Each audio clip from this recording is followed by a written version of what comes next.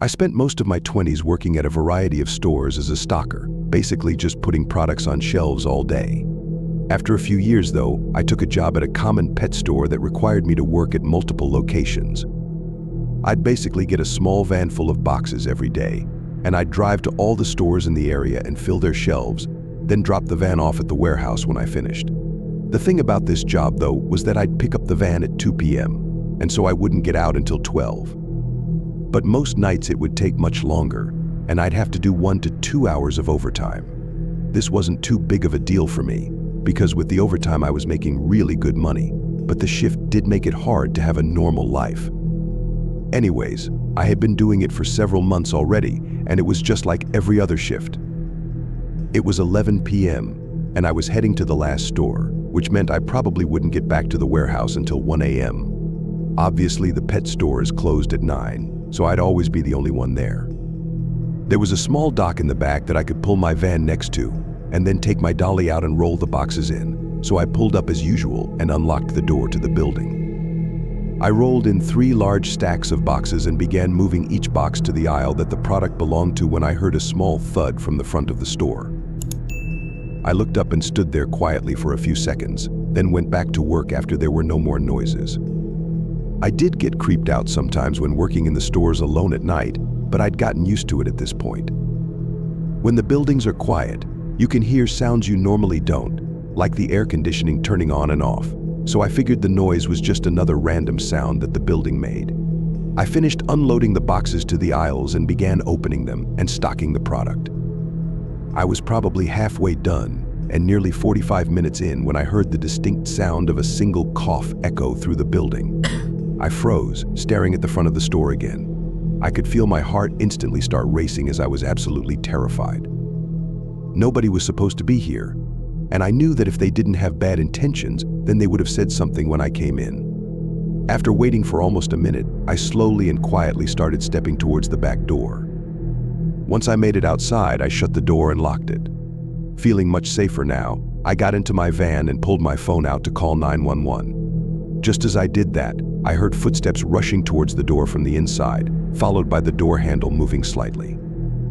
The door was key-locked, so I knew they wouldn't be able to open it, but it was still terrifying and made my adrenaline start pumping. Then, loud, harsh banging and possibly even kicking came from the other side of the door. The man started yelling and pleading with me to let him out. I could hear the anger and rage in his voice. I didn't respond and hurried to call the police. As I was on the phone, the man was swearing and cursing, repeatedly hitting the door and aggressively trying to get it open. Once the operator said the police were on their way, I turned the van on and moved further down away from the door. I know I should have been safe and just driven far away, but part of me wanted to make sure that this guy didn't escape before the police arrived. Thankfully, they got here pretty quick. I met them at the door, which was now quiet, and gave them the key. The 3 officers went in, and a couple of minutes later they came out with a man in handcuffs. He was found with a pretty big knife on him, but nothing else. I think that's the weirdest part of this whole situation and the thing that I think about the most. The man was hiding in a store with a knife and didn't steal anything. I'd never seen the man before, so I don't know why he'd want to harm me, but it seems like that might be the only explanation. It's scary to think that I could have been just a few feet away from something horrible, but at least now I don't have to worry about what his true intentions were.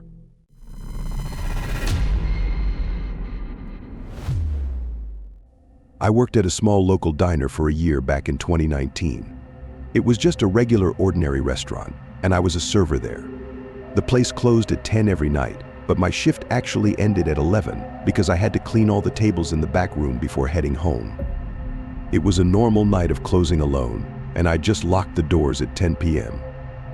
I began wiping down the tables, but after just a couple seconds, several loud knocks came from the front door. It made me jump, but I looked over and saw a man standing there, looking through the glass door. I spoke loudly, telling him the place was closed for the night. This has happened before, so it wasn't much of a big deal, but the guy stayed there for a little bit, as if he didn't understand what I said. I walked closer to the door. Sorry, the store closed at 10. We aren't taking any more orders tonight. I spoke even louder this time, so I knew he heard me. The guy looked at me for a second with no reaction before making a slight smile and turning around as he walked away.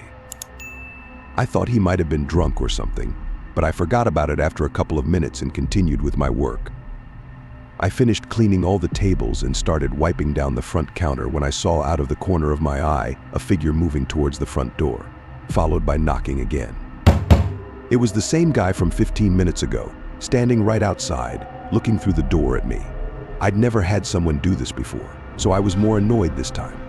I raised both my arms up as in a "what are you doing" kind of gesture. The man, still staring at me, knocked again. I told him with a very loud and strict voice that we were closed and he needed to leave. This time, though, he looked very bothered by what I had said. He tensed up, then gave the door a small push as if to test if it was locked or not before walking away. "What the hell is wrong with that guy?" I said out loud to myself as I walked towards the front windows to make sure that he was leaving the area. I didn't see him anywhere in the parking lot, so I figured he was gone for good. I checked the time and was slightly annoyed as it was later than I was hoping, but just as I began walking over to the counter, a sudden loud bang came from the restaurant's back door. I froze in fear as I wasn't confident whether or not the back door was locked, but a couple seconds later they began hitting the door over and over. Knowing now that the door was locked, I knew I needed to leave while I still had the chance. I sprinted out the front door and got my car, calling the police as fast as I could. After a minute or two, I could see through the restaurant window as the man appeared and began looking through the whole building. Then he tried to open the cash register, but I think he gave up after a few tries, and then he disappeared to the back of the store. Once the police arrived, they made sure the man was gone and then got the whole story from me. The back door had huge dents in it, and the door handle was almost completely gone, clearly having been beaten by a hammer or something. But other than that, there wasn't much damage or even anything stolen aside from the tip jar that we kept at the front counter. I just find it crazy that some people are willing to do these sorts of things just for a couple extra bucks. Who knows what he would have done if I had stood in his way.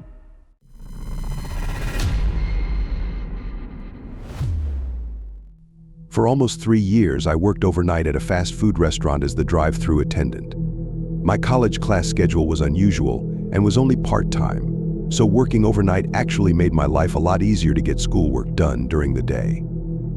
For the most part, my shifts would go by slow and would be very uneventful. However, sometimes strange things would happen. My manager always did his best to make sure 2 people were scheduled overnight, but every once in a while we'd have to be alone for the night. Thankfully, most of the weird things would happen with my coworker there with me, but with this one incident I wasn't so lucky. My main coworker who worked overnights with me was taking his vacation week, so that left me alone 3 out of the 5 night shifts that I worked that week. My first 2 nights went as usual with no problems. It was slow, and all the drive-through customers' orders were small and simple. On the 3rd night, it started out slow as well, with only 5 to 10 customers coming every hour ordering a small snack or a drink. Then around 2 a.m., there was a long break of nobody showing up for almost 45 minutes. I kept my headset on in case someone pulled into the drive-through, but decided to start cleaning while I had extra time. There wasn't really anything else to do, so cleaning was my way of passing the time. I'm not really sure how long I was cleaning for, as I was never interrupted. But I passed by the front counter at one point and noticed bright headlights shining through the front window of the store. The car was parked right outside the doors. Our restaurant's dining room closed at 9 p.m. every night and only kept the drive-through open, so it was a little weird that someone was parked there. But of course, I didn't really think too much of it, as they could have just parked to pull up directions on their iPhone or something, so I continued with my cleaning. A few minutes later, though, my headset beeped, signaling that a customer was in the drive-through lane. I quickly made my way to the window and asked how I could help them. A man spoke softly, asking for a large soda. I told him to pull forward, then began pouring his fountain drink as usual. The guy pulled up really quickly though, so I was still pouring the drink, but I could see in the corner of my eye that he was looking in the window at the restaurant. Some people did this, but I never understood why, because it makes it really awkward, but I finished up and handed him the drink. He gave me exact change, then I thanked him, telling him to have a good night as I stepped away and went back to cleaning. I wiped down a few counters and reorganized a small shelf. but as I passed by the window, I jumped back a little as the man was still there, staring at me. "Did you need something else, sir?" He didn't respond for a moment, not even reacting to my question, before he finally said no and drove away. The guy must have been sitting there looking in the window for a whole 5 minutes while I was cleaning, which was really creepy and weird, but I knew the doors to the restaurant were locked, so I still felt somewhat safe. Again, I kept my headset on and went over to the front counters to wipe them down. A few more minutes go by before there's a beep in the headset again, but when I got to the computer and asked what they wanted, nobody answered. I asked again and still got no response, so I turned around and looked at the cameras behind me that showed live footage of the drive-through line. Strangely, the car passed the ordering station and was stopped several feet behind the window I was standing at.